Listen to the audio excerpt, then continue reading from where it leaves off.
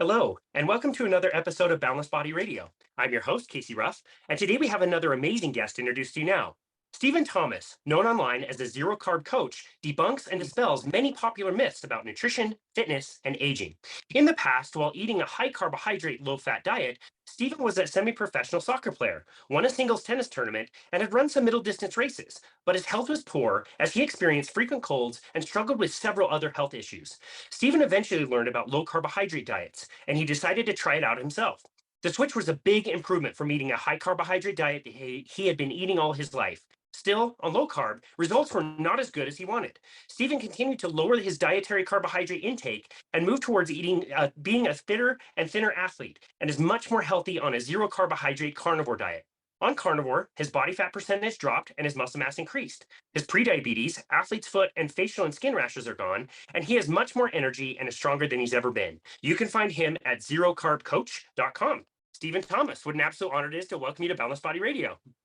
Oh, hi. Yeah, that was a lovely introduction. Thanks for that. It's really interesting when you hear your life read out by somebody else. Always makes me go, wow, yeah, that's me. Yeah, that's definitely me. I guess I did all that stuff. It's great. And yeah, as we tell all of our guests, if any point in this conversation you want me to read that out for you again, I would be more than happy to do that. We can repeat it 5 or 6 times if you like. If you're feeling down on yourself, just let me know and we'll read it again. It's totally great. Yeah. And you were recently hosted on their podcast with Dr. Sean Baker. And I was about 10 or 15 minutes in when I was like, I got to get this guy on our show. And what I'm going to do is I'm going to ask him a few questions, get him really wound up, and just let him talk because you are so energetic and passionate about this message. And I absolutely love it. It's totally infectious. And I really appreciate that. That's great. Thank you. That's really nice.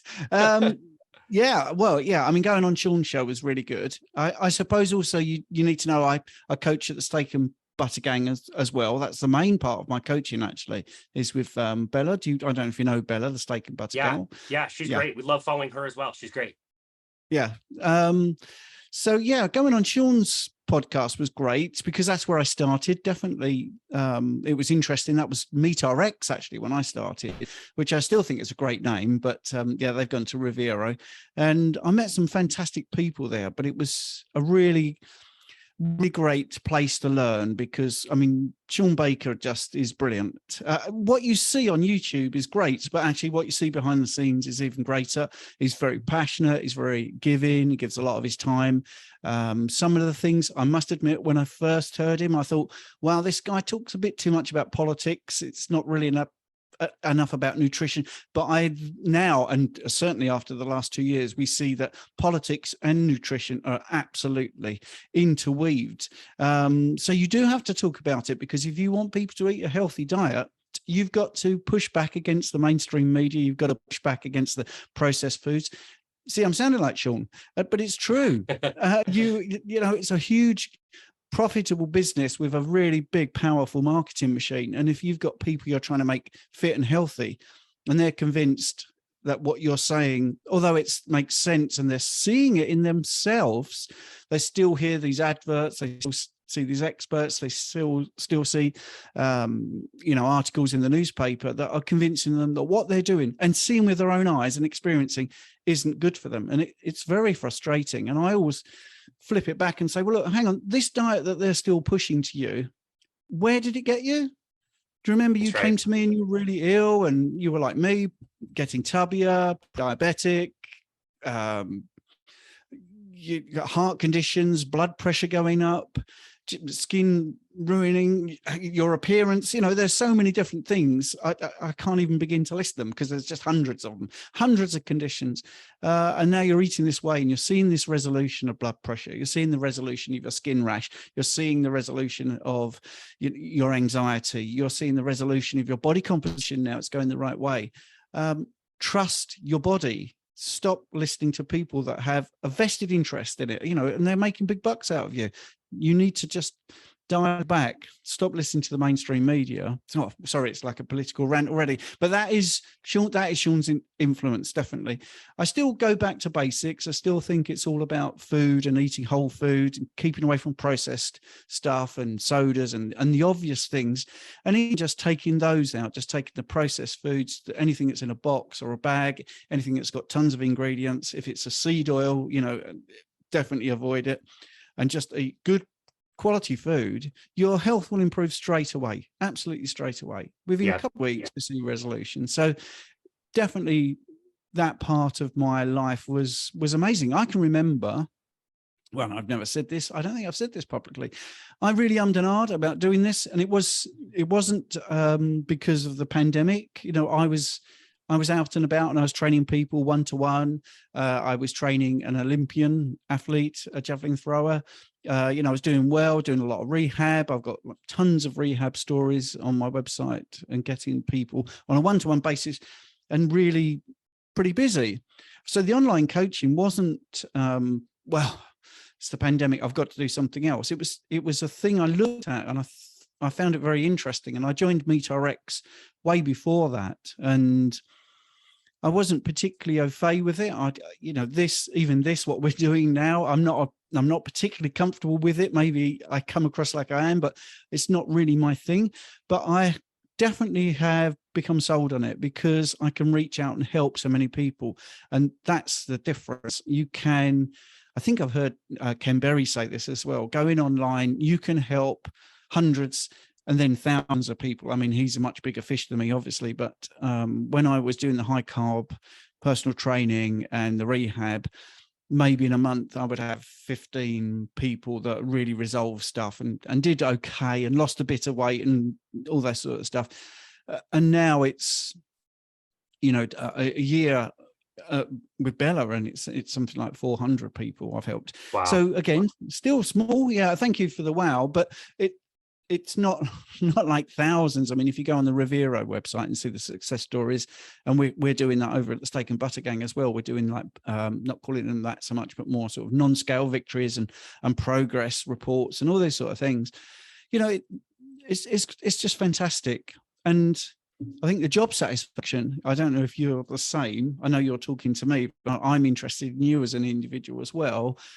The job satisfaction has just ramped up. It's just got better and better. And definitely even the correlation from, you know, standard American diet to low carb. So that was, low carb was better. Keto was even better. And now I'm carnivore. So although people do know me as a zero carb coach, I'm also the UK carnivore, which is probably a bigger name now.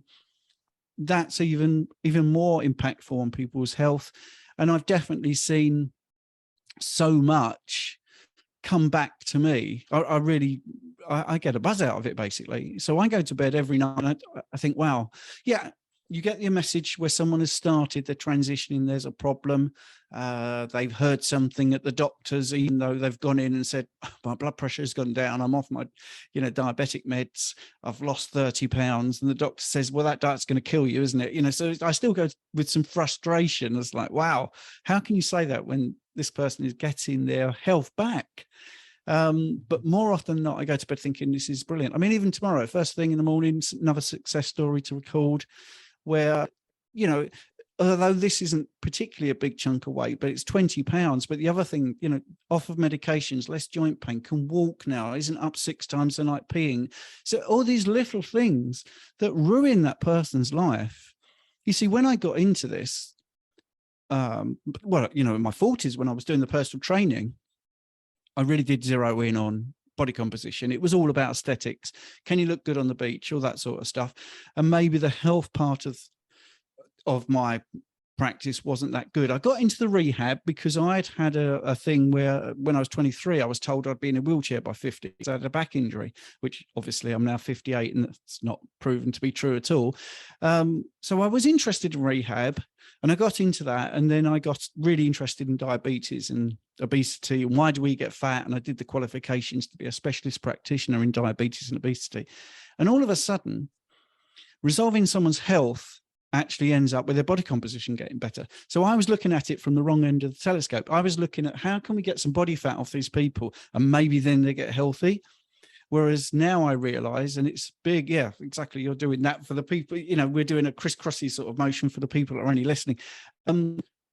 It's just coming at it from a different angle. And I now actually even say to people, you know, the weight loss or the body composition, that's a side effect. And I know there are people out there, because I also coach them, that struggle with gaining weight, you know, or they have a, you know, problem with their body image, anorexia, eating disorders. So we get both ends of the scale. And I must admit, since I've been doing low carb type of thing, the zero carb and the carnivore, I definitely see that more, because people want to get the right amount of nutrients back into their body, and they've been scared of fat and they've avoided protein. And some of the pictures, they look so underfed, but in their mind, they still feel they're a bit tubby. And there is so much more to it than, I do feel like I'm scratching the surface. But although I feel I'm doing very well, and I've got good knowledge, quite well qualified in this. I've got an honours degree in physiology and health sciences. I still feel I'm learning all the time. Yeah. The reason I said masters there was I keep contemplating doing a masters, but my wife would absolutely not want me to do that because of the stress.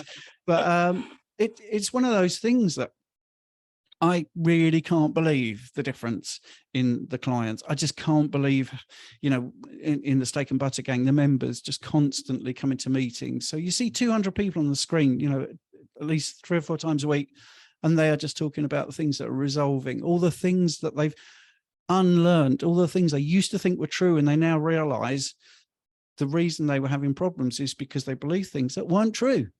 Yeah. And very compelling things. And they're saturated, no pun intended on saturated fat, but they're saturated with information about fat that's allegedly bad for you. LDL cholesterol is the bad thing, and it's just incredible, just the misinformation that's out there. So it's for guys like us, or I won't speak for other people, it's for me to try and put things right, and I feel that we're doing that now. And I think 2023 is just going to be a fantastic year, because they just can't hide what's going on. They can't hide this amount of people that are getting better. It's just out there.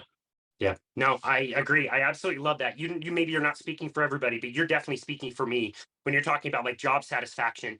And I'm just sitting here reflecting on all those conditions that you're talking about. Like going back to the first time that I heard about carnivore, there's no way, like my formal nutrition training that I got, there's no way that there was anything in there about a diet changing those things. And you're right, you named like 15 conditions. There's hundreds of conditions, as you mentioned. I routinely see those things reversed and fixed forever for people, and it's wonderful. And I go to bed every night super happy about my day. I'm excited about what I want to do tomorrow. I still save for retirement, but I don't even want to retire. Like, it's so much fun to get this information out there. And I agree with you. I think we're going to eventually reach this point where too many people have fixed themselves that the information is going to be a lot more mainstream. And until then, it's really great to have these types of conversations. You mentioned a little bit about, kind of what you were told about nutrition, but let's set the stage of your own personal journey. Can you tell our audience what you were told to tell people about nutrition? What did your nutrition education look like? Well, yeah, I covered nutrition for performance athletes and, the personal training. I did the advanced personal training. Like I say, got the specialist practitioner thing for obesity and diabetes. Now, in the text, well, actually in the classes, many people have heard me say this, but it just so stark when we were doing the diabetes training and constantly hearing about dosing insulin in relation to carbohydrate intake. I mean, I literally did put my hand up. I know it sounds like a great soundbite, but I put my hand up and said, well, why don't we just lower the carbohydrates? Wow. And it was, you knew that connected with you. Yeah. I mean, wow. It was just, but it was obvious. You see, the thing is, it was constantly being said over days, and I think one of the things is, when you come from the outside, when you've not done the medical training and you come from the outside and you've done other things which are definitely related to health and fitness. I mean, I was a bodybuilder. I did a bodybuilding tournament in my 20s. I was playing a reasonable level of soccer. I was reasonably good at tennis. So I was interested in sport and fitness, and then having that injury and realizing I was told a categoric lie, because I literally was told, this is it, your back has gone, that here's an image, here's an x-ray, look at this, you're going to be in a wheelchair, that's it. And realizing, well, that wasn't true. Picking through my life, I could realize I can, just so vividly remember putting my hand up and saying, you keep saying carbohydrate intake, if it goes up, put the medication up. Surely we want to get people off the medications, take the carbohydrates out. Why not do that? And to me, and hopefully to your listeners, that's a common sense penny dropping moment, because the tutor was like, well, no, you can't do that. No, don't be silly. Everyone needs carbohydrates. And there was a few other things I was told, that, you know, diabetes would be a problem for a patient waking up because their blood glucose would be low. So they have to eat first thing. And I was gobsmacked when we first got, you know, blood glucose monitors. And when I actually went out into the real world, because the reverse is absolutely the thing. The people that had the blood glucose monitors, the biggest thing they moaned about was that dawn phenomena, that morning awakening with huge amounts of blood glucose. So I will give them their due in one respect. I've gone over the textbook since, and there are definitely little paragraphs about low carb. I mean, it was a long time ago, but there was, you know, throughout the textbooks, they're definitely covering themselves and mentioning that is a thing to consider. But when, you know, maybe 95% of the course isn't considering that. So that was one of the things I was taught. If you're talking about the personal training side of things, you know, sets and reps, which I now realize are very deleterious, to get really bogged down into sets and reps and high volume, a lot of volume, and what I call cross counseling. So canceling, which is, you know, you're doing strength training and cardio, which seems, you know, as soon as you look at it sensibly, well, actually that one's going to cancel the other, because one is trying to build up muscle and explosiveness, and the other thing is trying to build up a lean muscle and a lean body and less explosiveness and more endurance. So if you're doing both, you're never going to be optimal. I mean, I used to do it and I looked okay. And this is the thing, when you're 20, you can get away with it. You can definitely get away with eating all the things that really are, you know, detrimental to your health, because you're doing this great amount of activity. You're burning up your glycogen stores. You're younger, you know, you've got more testosterone. You haven't had all these years of inflammatory responses happening in your body, all these years of seed oils building up, you know, your cell membranes deteriorating because of your poor diet. When you're younger, you know, seriously, this conversation, if I was 24 listening to this conversation, I would think, what a couple of jokers. You need carbohydrates. I look great. I would think that. I wasn't that big-headed, but, you know, just paraphrasing, I would look at my, you know, I've just done a bodybuilding tournament. I know what I'm doing. I look great. But of course, even now, when I look back, I wasn't healthy, really. I could do things. I could run very fast, and I could do really good endurance running. And, you know, when you're doing soccer, I was okay. I got to a reasonable level. And like I say, I won one singles tournament in tennis. So I was reasonably fit. But I now look back and think all those things I was told about carbing up, taking gels when I was running, 8 glasses of water a day. Oh my word, all these terrible bits of advice. I now look back and think, oh, I just wish I'd known what I know now when I was in my 20s. Well, even before that, to be honest. I wish I knew what I know now in my formative years, because I would have been taller, I would have been more muscular, my bones would have been better, I wouldn't have had a cataract in my eye, I wouldn't have had a colonoscopy needed, you know, in my 40s, I wouldn't have had all that stress and anxiety and rashes. And I was told all the wrong things. I mean, literally, I have so many clients sort of jokingly say, so Stephen, what you're saying is just do the opposite of what you're told. And I'm like, yeah, I think that is the nut of it. I think that is basically it. There's not much out there when it comes to public health services and mainstream health advice where I ever go, oh, yeah, they've got that bang on there. That's fantastic. Very rare. It doesn't happen. Yeah, it doesn't happen. No, that's such a good point. Like, if you did everything the opposite of what they said, like, maybe that's not perfect, but you'd be damn close. Like, that would be a really great diet for a lot of people. Tell us a little bit about your journey of learning about low carbohydrate diets and how that transitioned into carnivore for you. Okay. Well, it was a journey of listening to my own body, really, because I've never smoked. I don't drink. I've never drunk. Okay. So, and I did everything healthy. And my wife's going to tell me off because she says many people have heard this story, but people ask me, so I tell the same story. So I was doing all the things. I was doing skim milk. I was doing cereals. I was doing, you call it oatmeal, I was call it porridge, fruits, freshly squeezed orange juice, egg white omelets. Oh, wow. Get rid of the best bit. I believed in energy drinks, everything, seriously, everything.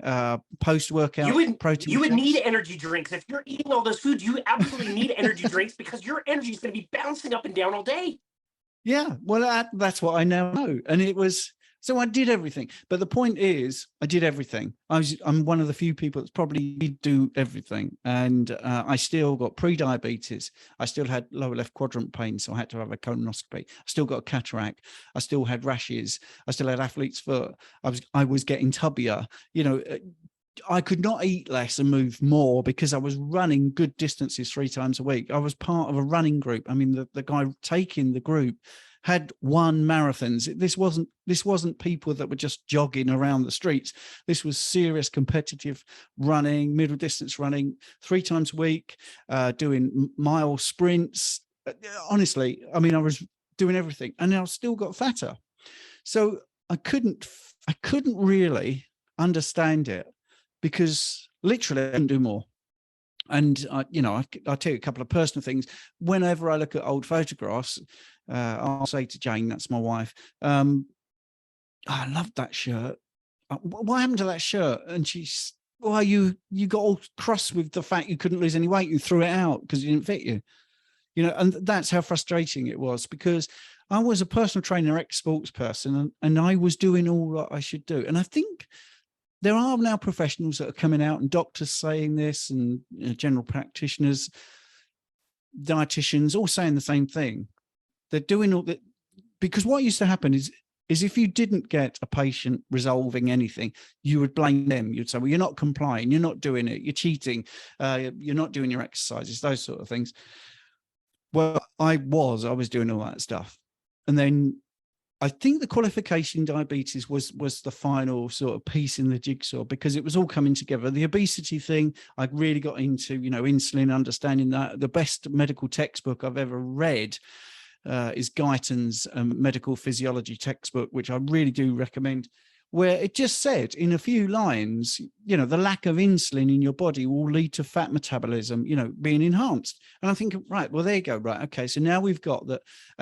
And obviously studying type 2 diabetics, for instance, which blows the calorie theory out of the water, because here's these humans that could be eating 10,000 calories a day. So they allegedly should be getting really big, but obviously because they can't produce insulin, they wasted away. And before 1922, they died. I mean, however many calories, they could not gain weight. And there will be people saying, well, that's just a medical condition, but it's proof of concept, because as soon as you give them insulin, they gain the weight. They don't die. And you give them too much insulin, they get very fat. And if someone's a type 2 diabetic and they inject in with insulin, if they don't change the site of injection, those areas get fat. That's known. So we know that that insulin is lipogenic, and it definitely makes your fat cells react, and it certainly stops you burning fat. I mean, that's definitely true. So this part of the obesity thing, and then the diabetic side of things, certainly made me question it. And it was just, I suppose, not a midlife crisis. It's a lovely landmark. I got to 50 and I thought, right, that's it. There's an episode of Seinfeld, I think, where George says, everything I've ever done in my life has gone wrong. So if I just do the opposite, it's got to go right. And Classic. As soon as it's classic, that's a classic line. And it's definitely how I acted. It wasn't because of Seinfeld, by the way, but that's what I did. I just thought, right, okay, I'm actually going to embrace this higher fat, lower carb way of eating. I'm not going to do tons of endurance exercise. I'm going to do what feels right. I'm going to eat to my hunger signals. I'm going to stop when I'm full. I'm going to drink to thirst, because water's a big thing. We drink way too much water. If your urine is clear, you're drinking too much water. That's just a fact. Your urine is a great gauge. I won't bore you with that one. But as soon as I went low carb, I'm really talking maybe 6 weeks. The weight was just coming off. I was feeling more energetic. The rash went. Not everything resolved, and that's why, but I'm a great believer in, you've got to get into good habits. You can't just try something for 30 days. That's rubbish. And a lot of these scientific trials where they look at 6 weeks or 8 weeks, it's like, well, those people weren't carnivore before or low carb. It's not worth really what they're doing. So I gave it a long time, and I didn't change until, a couple of years later, where I got into keto. And I am not ashamed to admit this. I mean, I was very persuaded by people like Dr. Berg, Eric Berg. I know people don't like him, but I think he's a sort of gateway drug into better people, if you see what I mean. Totally. Because, Totally.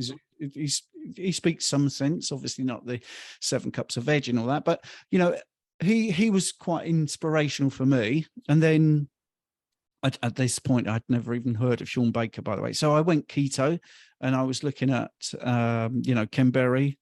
I can remember him doing a video, which is very funny and tongue in cheek, saying, eat your greens, which, he meant at that time. So I feel like we had a parallel life for a bit, where he was sort of realizing that maybe the veg wasn't good, and I was sort of realizing maybe the veg wasn't good. And then I got into the biology, and like I say, the science degree I was doing, which is in physiology and health sciences, and I deliberately did my own research in biology. I was also doing some stuff, because I don't know if you know this, but I am deaf. I wear hearing aids, and I was seeing that for the first time in my life, my hearing was getting better, which I've got empirical data and simple stuff like, I've got an app on my phone to turn the volume up to hear people, and that was edging down and down and down. Everything was resolving, and I just thought, well, I've got to get even better. I'm sure all things could resolve, and that's what happened. So I went keto, and that was even better than low carb. And then when you're doing keto, I found a few things were problematic, like the keto treats. If I had a keto treat, wow, I'd go straight back to sort of craving stuff and wanting the old things that, used to appeal to me, which, are not that bad, but they're still not good, and it didn't do it for me mentally. I still craved. And I just got to 55 and went carnivore. And that was it. It was as simple as that. I just thought, I've got to do it. I want to try this for 30 days. Corny though that seems, and I know I just said about doing things for longer, but let's give it 30 days, see how I go. And if there is such a big improvement, boy, I'm going to stick to it. So 3.5 years later, that pretty much is proof of concept. It did get better, things that I didn't realize were getting better, because I was so used to them. An athlete's foot is a really good example. Although that's a very low level, sort of just what most people would call a niggly condition, I had to get rid of it for years and done everything, acids and duct tape and powder in my shoes and my socks and being barefoot as much as possible, everything, urinating on it, everything that I'd read. Nothing got rid of it. And so I'd given up trying to get rid of it and thought, well, that's life, that's with me for life. And that went. And that went with carnivore. It didn't go with keto or low carb. I used to have a big red blob here when I was stressed. It just looked like somebody got a strawberry and, splattered me when I got stressed. And wow. That's just gone. Like I say, just so many things have improved. The skin's improved. And I suppose one thing that you're going to go, wow, because I know we've got some common ground, although we don't know each other very well.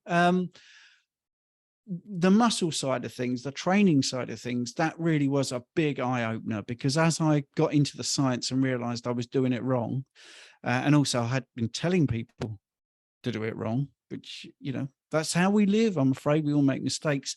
And it'd be nice if the big corporations could actually have the balls to do it. But I realized that, I'm leading people the wrong way with high amounts of volume and overtraining people and not giving them enough rest. So I learned that from practicing what I've been reading about and preaching. And in 1 year, well, let's do some easy things for the people that like to know this sort of thing when you're training. Within 3 months of doing carnivore, my testosterone had gone up 30%. Wow. So, 55 with no juicing, no additions, to get that huge increase was amazing.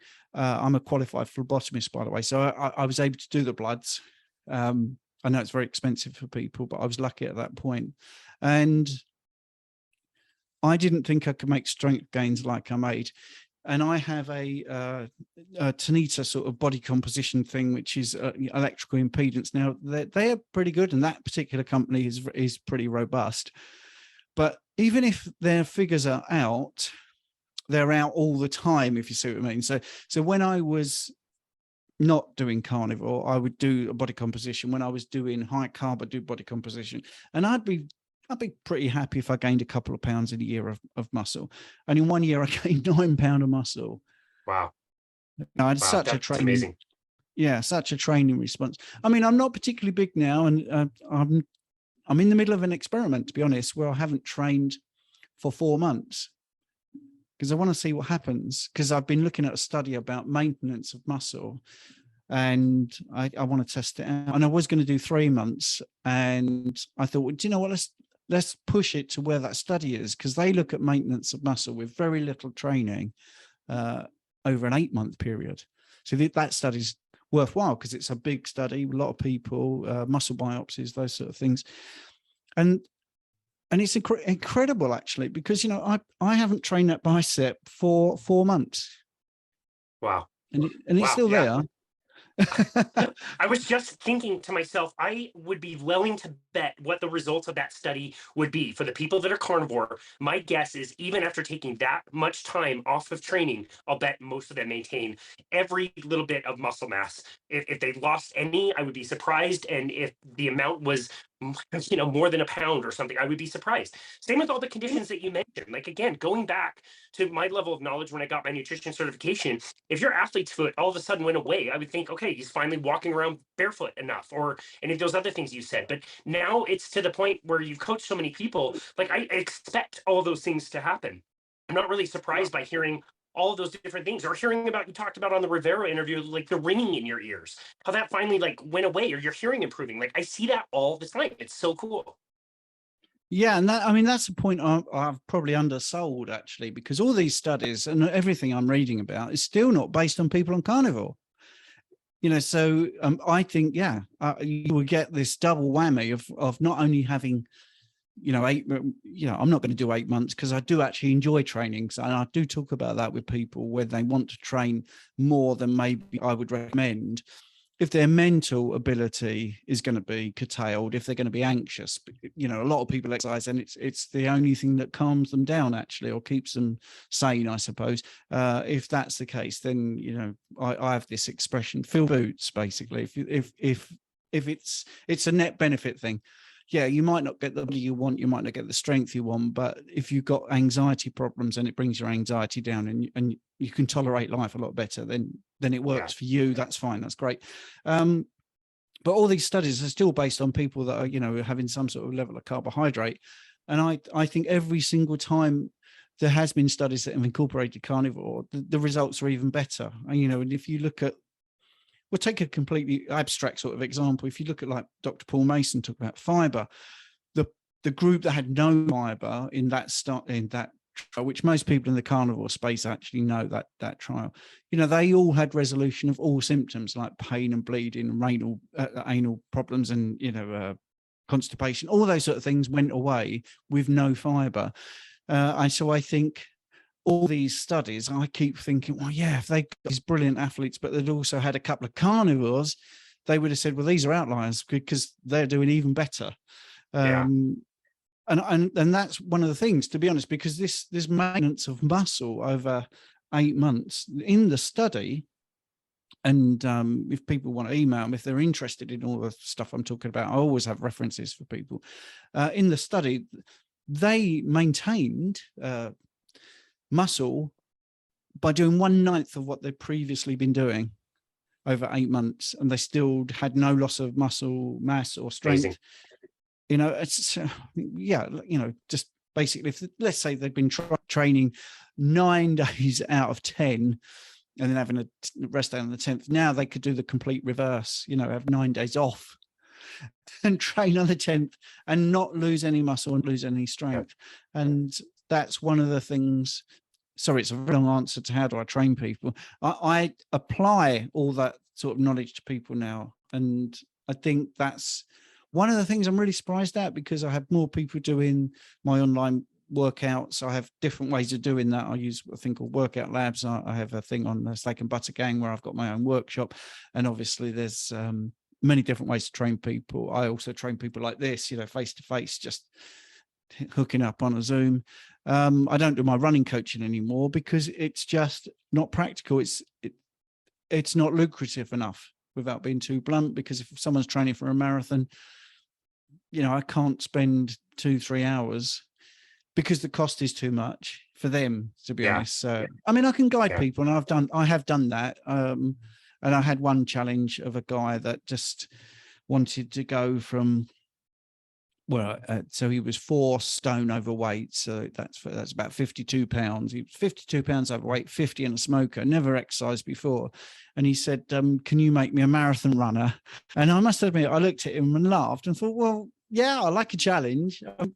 I try to use my humor. And within a year, I was in the top 20% of the world. Wow. Yeah. So you can guide people. Just with, half hour once a week and a little bit of, I asked him to send me his stats, tell me what he was training, and then we tweaked his training, and, I did a log of what was going on in Excel. It was fantastic. I mean, I enjoyed it, but the hours I put in, I did charge him for, because it would have been ludicrous, because it was a lot of, so one of the things I did when he was running, and let's say he was doing 18 miles or something, he wore his, his sports wearable. When I would watch him on the phone, I could track him and I could give him feedback by text. Great systems, but it's still my time. So I've, and I could see him dropping the pace, and, I'd say you need to up your pace and all this sort of stuff. And it was fascinating. I mean, I loved it. You could probably tell from talking about it. It's not really where my business is now, but I did enjoy seeing those results. And I went to a couple of his races, and it was cracking to see. And you just think, wow. Sadly, because he'd been through a sort of tricky divorce, he didn't want any pictures. He didn't want people to see what he'd done, and it's a shame, because he should be so proud. I think he might regret that now, looking back, because the transformation was just out of this world. So but it was a good thing to do. Yeah, no, that's great. I want to talk about your training methods, and especially what you mentioned, workout labs. That's a resource that I also use and I really love. So I definitely want to talk about that. I do have one more question about nutrition with the people that you coach. Now, with Rivero, the company that we both work for, we have people seeking us out. People can go to the website, they can look at all the different profiles of all the different coaches, pick a coach, hire that person for whatever reason, and then it's a communication. Well, that means that we're working with people who are ready, willing, and able to do a carnivore diet or an animal-based diet to some degree, right? It's not vegans hiring us to tell us we're stupid, like they tell me on YouTube all the time or whatever. So that's a little bit different dynamic. But when you go back and you think about, as you were transforming your life with the carnivore diet, before you were formally coaching people through Avero, how was your coaching with the clients that you already had? They must have seen you go through all these amazing transformations. I'm sure you were very excited to share that message with the people that you already had that may or may not have been super open to eating an animal only diet. What was that like? Well, my life is very different to how it comes across, I guess, because once I did the obesity and diabetes qualification, I would do this monthly meeting, and we would just advertise. It was about nutrition and health, and I didn't know how many people would turn up. And I certainly didn't push it like Weight Watchers. I said, this is more about how food operates in your body, the effects, why some people get fatter than others. And if you want to know why stuff happens, come along, and I'd have flip charts and pens and some really good graphs and all the resources and all the studies there. I remember one particular study had come out, which the BBC had pushed, and it was also in a lot of the mainstream papers, and it was saying how bad low carb was, and this study had said how bad low carbs was, and I had the actual study, and we were able to say, look, the thing is about this study, not one person was low carb. I mean, that was the first thing. They actually guessed how it would be if people were low carb. Absolutely awful. So I would do that, and it was packed.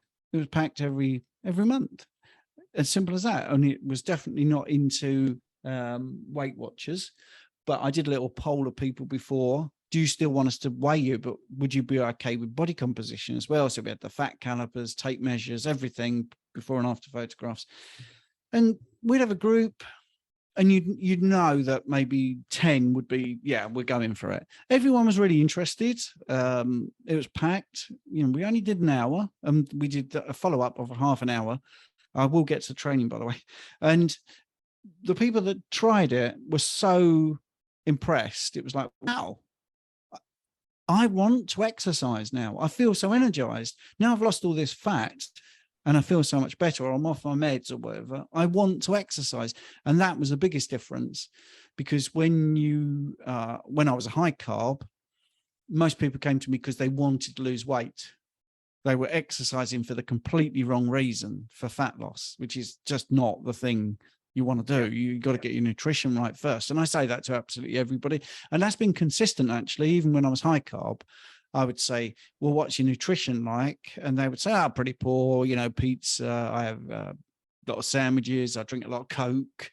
I have quite a few beers or whatever. And I would say, well, you know, you can train, but you can't outrun that diet. And again, that's really cool. Many people say it, but it is true. You can't out exercise a really bad diet. It's going to catch up with you one way or the other. So my was, that's why I'm not a millionaire, because I'm a personal trainer who sends you away and says, like, go and think about your nutrition first and then come back if you want to do the nutrition.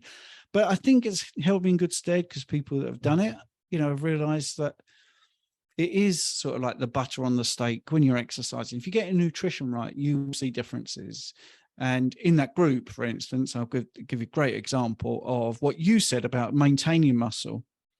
It's a sort of flip around. One of the women there was 77, hated exercise. And she said to me, this is brilliant. You mean I could eat, not exercise, and lose some body fat? And I went, yeah, absolutely. That's going to happen to you. And we do the composition and all that sort of stuff. So the following month, she comes in, she says to me, like, privately, oh, my husband's really disappointed. I've only lost 5 pounds this month. I said, well, I don't think that's true. I think you've looked more. When you walk into that room, everyone's going to say, wow, what a difference. I think everyone will do that. So that did happen. And when we did the body composition, yeah, she, on the weighing scale part of it, yeah, she'd lost 5.2 pounds, something like that.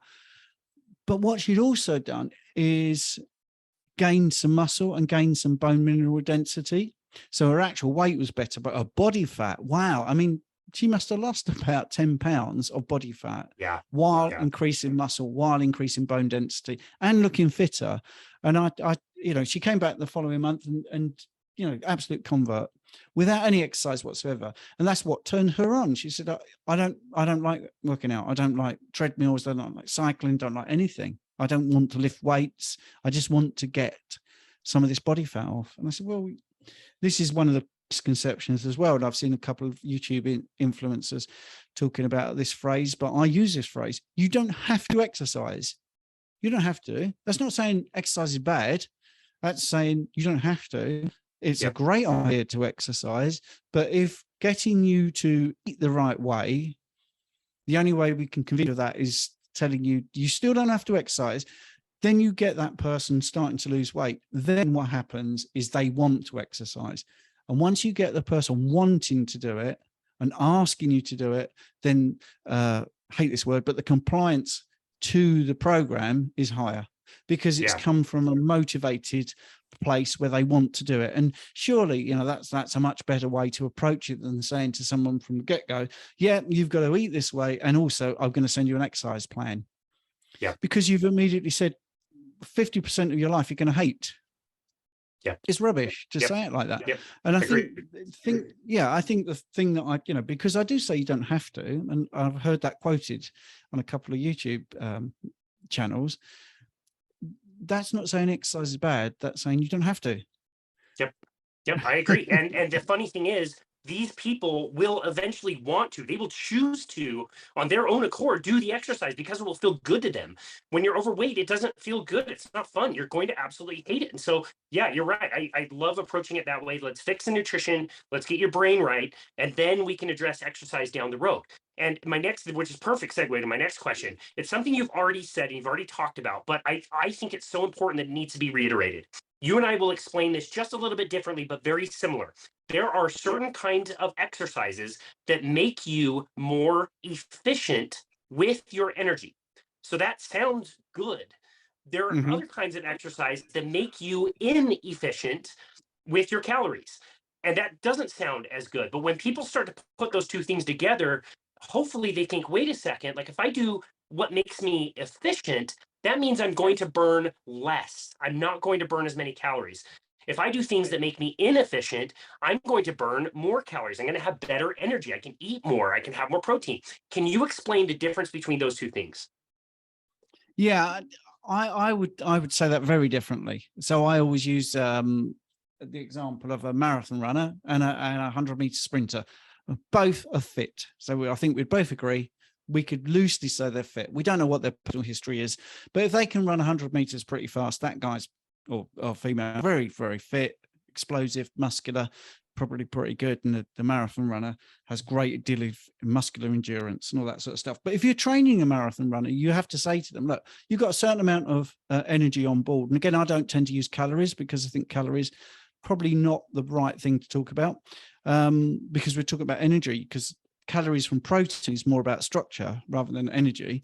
So you have 1,000 calories of protein. It's not going to be oxidized for energy. It's going to be going towards making your hair, your muscles and bones and all that sort of stuff. So I tend to talk about energy more than anything. So you've got a certain amount of energy to run this race because you're already a person, your proteins made you, and you have a certain amount of energy if you can do 100 meters. Right. So this one is going to go and run 26 miles. So you're teaching your body to burn that stored energy slower over a long period of time. That's what you're doing. Your training response is exactly that, and the notorious wall you hit after 23 miles is because your onboard storage is not sufficient to get you to 26 miles, which is why a marathon's really hard. And you're training yourself to be able to essentially, I know we have stops for water and oranges and gels and all that, but let's forget all that. Let's just keep it basic. You're trying to run 26 miles with a few stops as possible and to do it as fast as possible, but there are limitations. So your training response is exactly that. You're going to have a lower metabolic rate. You have to, because if your metabolic rate was really high and burning up energy ever so quickly and explosively, you're going to get 10 miles and you're going to need to stop and eat, or you're going to need to inject yourself or put some glycogen into your glucose into a drink and neck it, so it makes total sense. So that's what you're training the body to do. That's why a marathon runner looks like a marathon runner, because the body's pretty smart. Lean muscles, lean and light bones, the smaller frame, the easier it is to carry it a long distance. Now, that's not good, is it? That's endurance. If you're trying to be burning fat in your resting periods because you're not running all the time, more of your day is spent sitting around and lying in bed. Definitely, a third of your day is going to be resting at least. You're going to be in a state where you're not burning much energy because you've taught your body. Yeah. Whereas if you've got 100-meter sprinters, super explosive, I just want some energy very quickly, but then I'm going to stop. I'm going to stop after, if you're quick, after 10, 15 seconds, and then I'm going to rest. And I'm going to completely recover. And all my glycogen stores are going to pick up and my body temperature is going to come down. Perfect. I might run again. I might do another 100 meters. And you get the body of a 100-meter sprinter. Now, I know they're extremes, but that's just to get it in people's head. That's what you're doing. So if you're going in the gym and you're doing, deadlift one day, bicep, row, calf raises, very small sort of variety of exercises, but a couple of really compound ones, and you're doing them explosively with good weights, working to fatigue. You're training your body to be really efficient when you're doing the training response. It's not about the training, it's the response. Because if you did that training, you did a perfect workout, and then you went off, your nutrition was poor, you didn't recover, you went back in 3 hours later and did the same thing, you're not going to get the training response. So you've got to recover and let your body, repair everything. And that makes sense. That makes total sense to me when I explain it like that. And I think people really do like that sort of explanation. But that's when you get and I did it, and I'll tell you, when I did my bodybuilding show, I went to Gold's Gym afterwards. The day after I flew out went to Gold's Gym, and I was in the gym there, and there was a bodybuilder called Sean Ray. And I know these guys are juicing. It's not a big problem for me if people are doing that. And there he was on the bike, sweating away. So I know you can do it, but they are exceptions. And I did it. And I now look back and think, wow, if I'd just been in the gym as I am now, not doing any cardio, not doing any endurance, I would have looked better, and I would have been fitter, and I would have found maintaining my, body composition a lot easier, because my metabolic rate at rest would be burning more energy, because that's what I've trained it to do. Very well explained. I really appreciate that. And I just wanted to reiterate that for people who are listening, to think about what your goals are. And if your goals are weight loss, you're not going to accomplish it the way you think you will by doing a lot of cardio, by running around all over the place, because you're going to be efficient with your calories. Get into strength training, hire a trainer, have somebody take you through a good program that you can do. You'll see much better results. You'll look more like who you want to look like by doing that. And so I'm really glad that you came to that conclusion. I did the same by using metabolic carts for over a decade. And I think it's really important to hammer that home. And again, for the listener, make sure you remember that when you're choosing how to spend your time and what you're doing for your exercise when you're ready to exercise. You mentioned before how your business shifted over to online. And so now I think this is a good time to talk about online platforms and the way that you coach people. In particular, we'll give them a shout out, Workout Labs. I chose Workout Labs as my way to do virtual online training because everything went online during the pandemic. I had no job. I needed to find a good platform that allowed me to filter out exercises based on what people had available. Since everybody was at home, they were in their own little silos. Well, this client has bands. This other client has an amazing setup with weights and gym equipment. This other client doesn't have anything besides a few water bottles and body weight exercises, a chair, that kind of thing. And Workout Labs was my choice to go to because it allows me to filter that and get the right programs to the right people. So I'm very curious how you landed on that as your training tool to help people get on really good training programs, and what your experience has been, with them and with your clients. Yeah, it's been good. I liked Workout Labs. I like the simplicity. I think it's got much better in the last year, actually. I think the programming and the illustrations are better, and the additions of a lot more exercises. I'll get the negatives out of the way first, because I like to be a positive person. So there's a few things. For instance, I train with the X3 band, and I think that they don't cover that. And it's a popular piece of kit. I don't know why they can't just get the illustrated to do the X3 exercises, because there's only 8 of them. So that's a little nick for me, and I think that will change. I do think that will change. And I think adding the timing rather than go reps and sets is really good, because you can, switch it on your mobile or however you're looking at it, exercise and listen to the audio cues, and you don't have to have a separate interval timer on your phone or look at your stopwatch, write anything down. I think that's really good. When I started, I also had a rehab program, not from them, which was called Exercise RX or something like that, or Rehab RX. And that was very much into sort of like the clinical physical therapy type of thing. And that was beautiful, but the rehab software is very, very expensive. So I think what's happened now is they've got more into sort of stretching and some other bits that can be rehabilitation type exercises, and you can put your own exercises.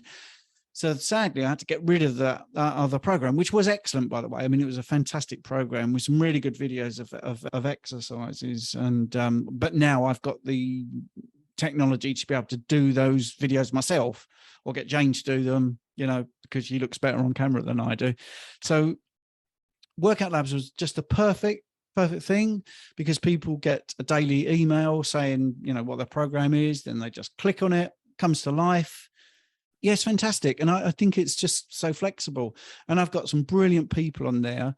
I love the accountability. I always, when I sign people up and do it all online, I will have a screen share. I could do a screen share now if people have never seen it. And I show them the calendar, and I show that what I see. I say, look, I can see that you're online now. And I can also see from other people, obviously, I don't show those people because it's private. I can see that such and such hasn't been on for 7 days, and they had 3 workouts logged and they haven't done them. And it's not about guilt, actually. It's more about accountability. So if they know someone is looking, and I always message and say, is everything all right? You know, I see you've missed a couple of workouts. No sweat. If there's a problem, you're moving, whatever's going on, you know, I obviously get to know these people. So, you know, one is moving over Christmas, worst thing in the world. I'm not expecting them to work out, you know, because they're a huge move going from one side of America to another. It's cold. There's an energy crisis, you know, working out for half an hour twice this week is not a big problem for me. That I understand. Christmas, you know, so no sweat there. But I think it's brilliant. It's really easy.